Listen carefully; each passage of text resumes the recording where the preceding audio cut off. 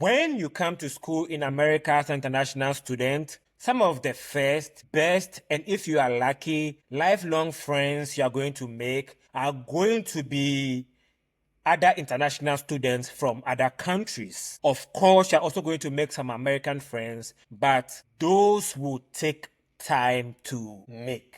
Your first friends, in most cases, are going to be people who are similar to you, but from other countries, and some even from your own country. I'm going to point out through storytelling how some of these dynamics play out by making references to my own life. My name is Tony. I'm a Ghanaian stationed abroad. I'm a writer.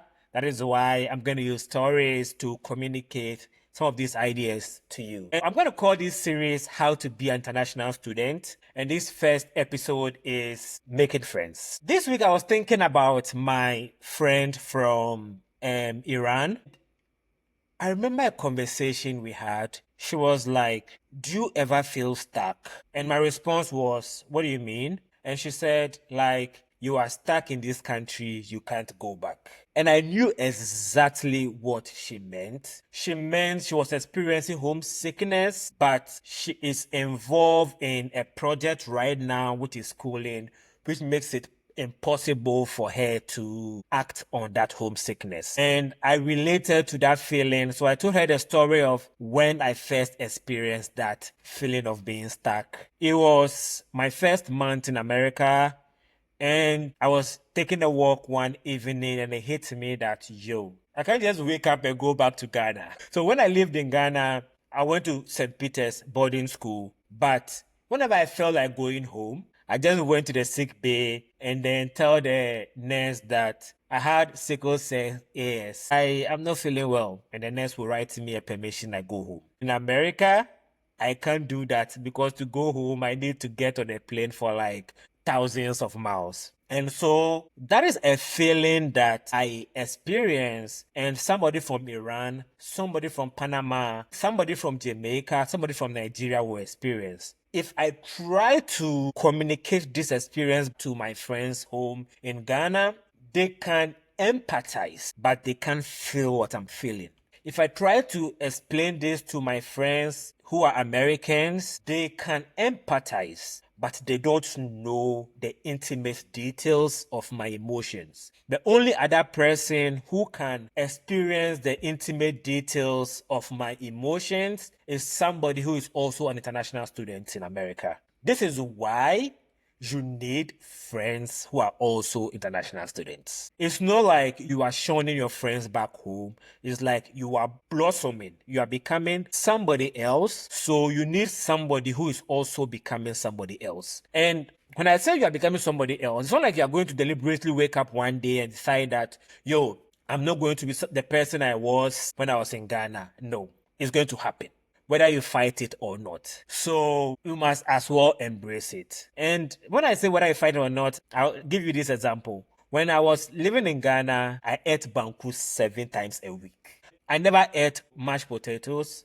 But this week, I woke up and I was like, yo, I've been eating mashed potatoes in a few days. Now, mashed potatoes have become part of the things I crave, which was not something I ate when I lived in Ghana.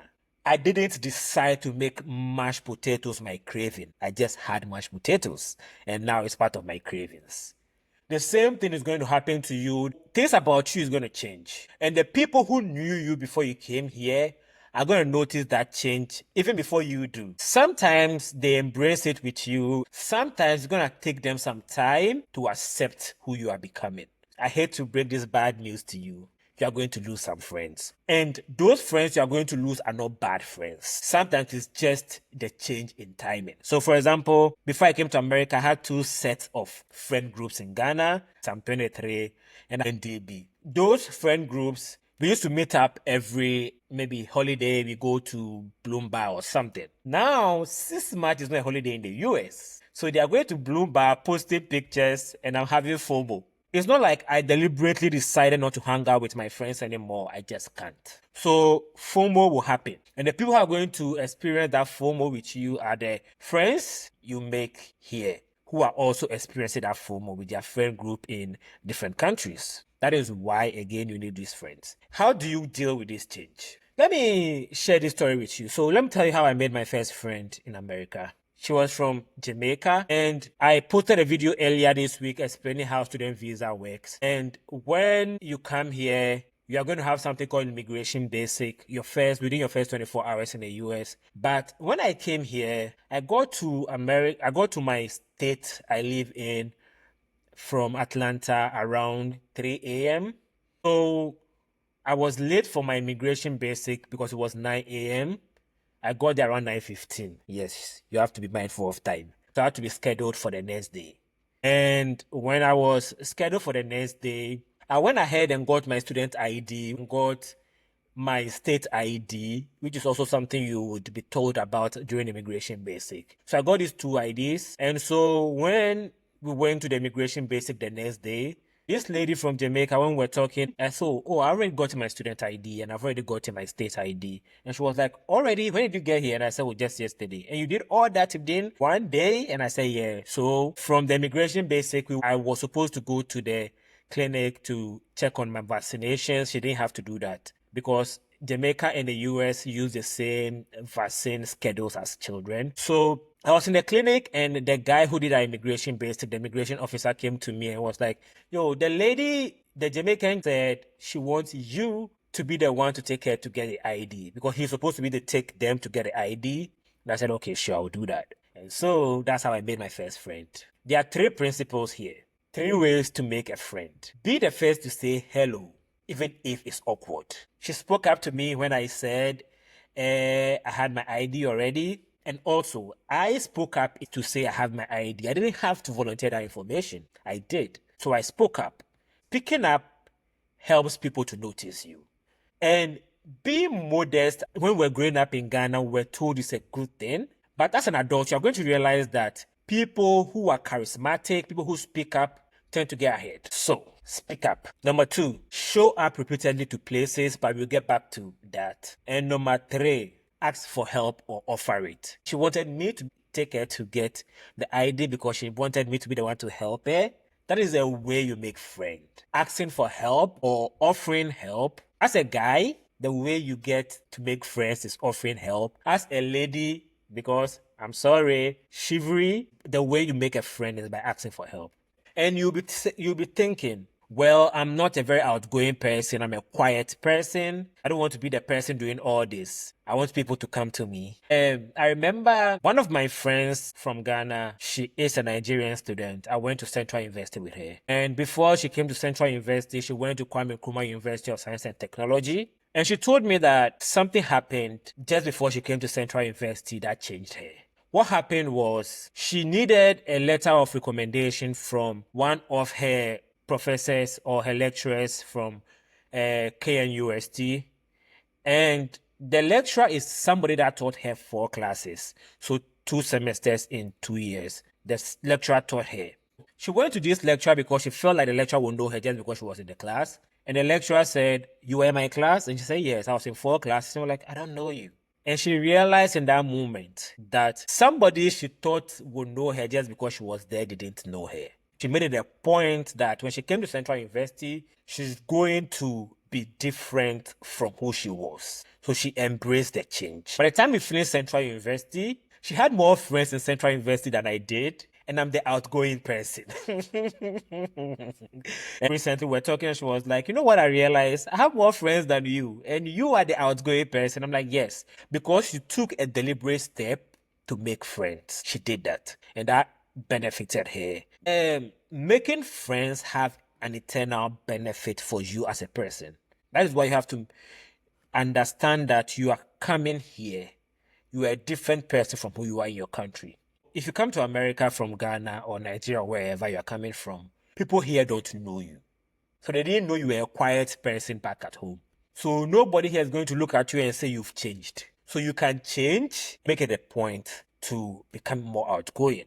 So the lady from Jamaica who became my friend because she asked me to help her, you can become that person. Because my friend from Nigeria, she was raised in a Deeper Life church. And if you know Deeper Life people, you know how they are very conservative they are. and she decided to come out of her shell and become a more outgoing person. And becoming an outgoing person doesn't mean that you have to deliberately go on talking to people or hitting on people. You can do that if that is your personality, but it has its consequences. I'll explain some of the negative consequences of that because I am an outgoing person, so I talk to people a lot. That is where the second point, show up repeatedly to the same place, matters. Remember when I told you that the becoming friends with Americans is going to take time? Americans are not as outgoing as they appear on TV. So they are friendly. They will talk to you, but that doesn't mean they are your friend. Becoming friends take repeated interactions. So you have to be in the same class with them, the same event, whatever. So I remember one of my very first American friend I made, there is a club in my school called Conversation Club where you learn how to use casual words. I didn't need a conversation club, but I thought I'm going to join the conversation club. I'll tell you why I joined the conversation club when I finish telling you this story. So the conversation club, the instructor, his name was Nick. We were in conversation club for I think 8 weeks. And in the 5th week, I went to the pub to sit down and think. Think. So I was thinking, and he was like, "You're Tony from Conversation Club." I'm like, "Yeah, you're Nick." And that is when seeing each other outside of the Conversation Club is where we became friends. And actually, I remember my first African student event. I invited him. My first relationship issue I had in America, he was the person I called to help me understand what was happening. With my first 2 or 3 relationship issues I had in America, Nick was the one who helped me navigate it. So showing up repeatedly at the conversation club helped me to make friends with Nick. And why did I join the conversation club? I said I was going to tell you why. When I came to America in August 2022, it was a few days or I think a couple weeks before Labor Day weekend. And my friend from Ghana, Frank, came to pick me from Fayetteville, Arkansas, where I live, to go stay with him for Labor Day weekend in Dallas, Texas. And when I went to Dallas, Texas, we hung out with Frank's brother and some of his friends. And one of Frank's brother's friends, Benny, happened to be somebody who attended the school I was going to, University of Arkansas. And Benny told me something. He said his biggest regret in going to University of Arkansas was not being outgoing enough, not being more involved in club activity, frat activities, and stuff like that. And he wished he did that. So if he went back to school, he would have done that. Benny is an engineer, he's successful, but because he was an engineer, he did what a lot of science people do when they come to America, bury his head in the books. Now he's more outgoing than he was, but he buried his head in the books when he was in school, and he sort of regrets that. And so he wished he was back there to make those memories. I took that advice from Benny and made more friends, and it helped me a lot. So I'm sharing Benny's advice with you. Be more open to meeting new people. Every college campus you go to as an international student, if that college admits international students, you're going to meet people from other countries. There are over 100 countries in the world. That is an opportunity to interact with over 100 cultures. Embrace it. You're going to love it. And I said, me being the outgoing person had its consequences. I remember one time I met this lady from Colombia, and when you're a Ghanaian, when you think Colombia, what do you think? Colombian powder, right? That's what I thought too. So when we're talking, and she said she was from Colombia, I said Colombian powder, and she didn't like it because people from Colombia already know that they are notorious for Colombian powder. You don't have to remind them. So I made the mistake of saying Colombian powder. She didn't like it. She was angry with me, but she forgave me, and we remained friends till date. So what I'm trying to say is, in your learning to make new friends from other cultures, you are going to make mistakes, and it's okay to make mistakes. Some of these mistakes are going to end up with them not wanting to be your friend. That's okay, right? Not everybody in the world is supposed to be your friend. There's a rule called the rule of 10. 3 people will like you, 3 people will hate you, and 4 people won't give a damn about you. Forget about the 7, the 4 people who don't give a damn about you, and the 3 people who hate you, and focus on the 3. Those 3 people are going to be your friends, and you are going to start your new journey as an international student with them. And it's important to share this with Ghanaians because one thing I've noticed is among all the international students that I've experienced in America, Ghanaians seem to be the most laid back. Ghanaians seem to be the ones who make the least effort to make friends. That is not a good thing in my opinion. If you're a Ghanaian coming to school in America, make friends. If you're from a different country, also make friends. And some of these friendships don't necessarily have to lead to something great. Friendship is just like the story I shared earlier about my friend from Iran. Friendships sometimes exist to have somebody with who you share the emotional things you're experiencing in this country with. And so let me end with another story of that same friend from Iran. So she introduced me to her parents as her best friend. She didn't say best. She said best friend, so I'm her best friend. And I thought, you know what? She just introduced me to her parents. I should also introduce her to my parents. So I told my mom, I was on the phone with my mom, and I was like, Ma, I have a friend from Iran. She's beautiful, blah, blah, blah, blah, blah. And my mom was like, abort mission. She will not marry you. And I'm like, Mom, I said friend. And she said, why don't I know you? Forget, she will not marry you. And I said, okay, how do you know she will not marry me? And she was like, yeah, because my mom is a Muslim. And so she'll use every opportunity to try to get me to be a Muslim. I was like, because you don't call God, me, so she will not marry you. And I'm like, first and foremost, if you will have something to say it with your chest. And also, you are being racist right now by thinking that she's a Muslim just because she's from Iran. And then she's like, so if I'm being racist, what are you going to do about it? Are you going to get the police to come and arrest me? Ghanaian mothers are undefeated. Yeah, so it's okay to make assumptions, just don't make bad assumptions. So my mom made an assumption that my friend from Iran is a Muslim. So that is not an ignorant assumption to make, but be open-minded to be mind-blown that not every person from Iran you're going to meet is a Muslim. Not everybody from whatever culture you think fits any stereotype. You'll be shocked that people don't fit the stereotype that you place on them. So remain open-minded. That's what I want to end with. Okay, so subscribe to this channel, do or die. And every Sunday for the next few weeks, I'm going to share some of my experiences with you to help you feel like whatever you are going to go through, somebody else has been through. So you're not going to be alone.